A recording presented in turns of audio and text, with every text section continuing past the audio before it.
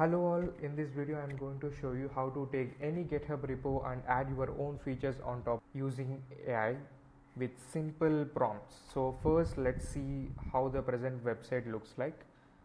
If you can go down, let's see that live demo.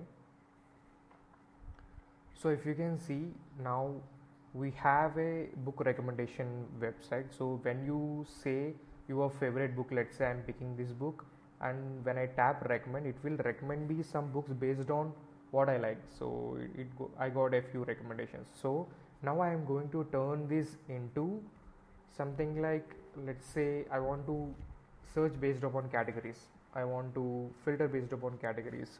So when I say focus, when I say productivity, I get those books. So that's the sample feature I want to add for this one. Okay, let's go to the AI tool. So for this use case I am using Factory AI, which is like too good for these type of use cases and very easy to set up.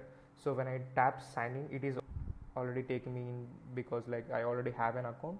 So I have prepared a simple prompt for this use case, explaining my situations, like what I have, what I want, and like how, like asking whether it is able to help me or not.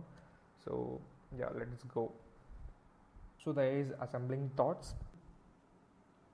Okay, so first it is asking me to connect the remote machine. So if you don't know what is remote machine, like it is useful to run your code on cloud. Usually other idealists run the code locally. Here also you can run the code locally, but we get the option you can run the code with a remote machine also, like without running any commands on local machine. We can do everything on cloud for free. Okay, let's try it out. Okay, so first I need to select a workspace. I already have the workspace ready for this one. Like I will show like how to create a new one also, like which is very simple and like easy to create. So first we need to select the repository we want. So I already forked the repository and like setup ready. Before you get that, you need to connect your GitHub account. So it is very simple. You can tap the button, it will be connected in 2 simple steps. So let's see. So when I tap, let's say I want to take this. So this is the one we have already before, and we need to add this file. So usually some GitHub repos has this file already. If it is not founded, you can upload it from your computer also. It is very simple. It is just a snippet of code. You can ask ChatGPT to create it. That is very simple. So I have already done that, so I am adding that. When I hit create, it might not show because I have already created it. So yeah, I'm getting validation error because workspace name already exists. So yeah, let's use the old one only. So it is already here. Let's get back to our sessions. Yeah, now we are here. Remote machine, it is loading.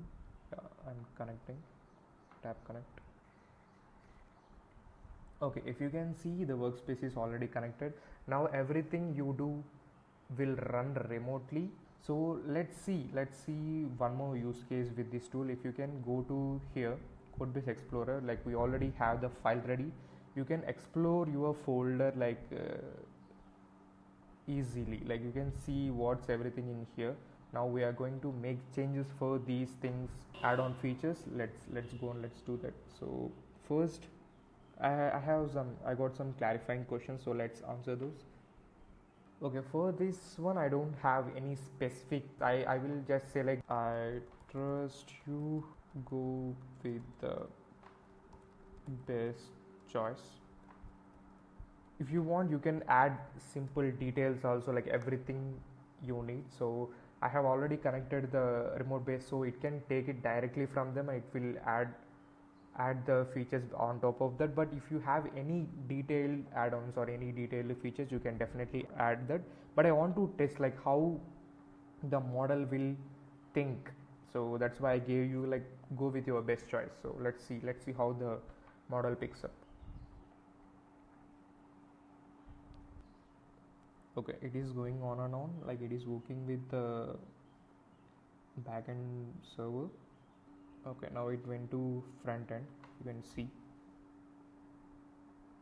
Okay, so there's one more thing here. We have dynamic context. Usually models forget what it is working on after a few runs, right? So to reduce those type of situations, now we have dynamic context here, so your model will never forget like what's going on. So this context feature is like very important for any model. Yeah, it has the data set. Now the slowly the context is getting bigger. You can see the size in here also. If you can see, the observation is done. Now it is thinking like what to do next.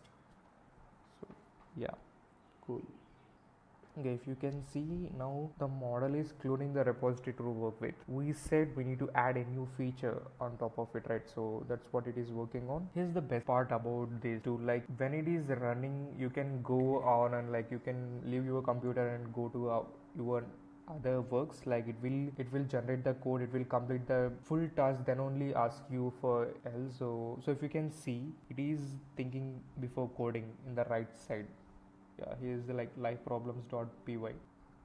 Okay, now it is working on the server. You can see the step 2 backend server. Okay, let me pause the video. I will show you the end product direct.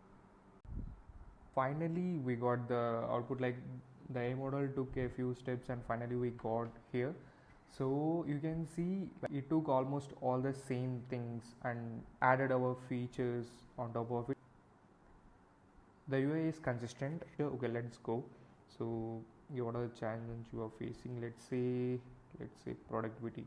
So when I hit find books, I will get these recommendations. Super. Now we took a random repo and built our own feature on top of it just with simple prompts. So yeah, let me know what you think.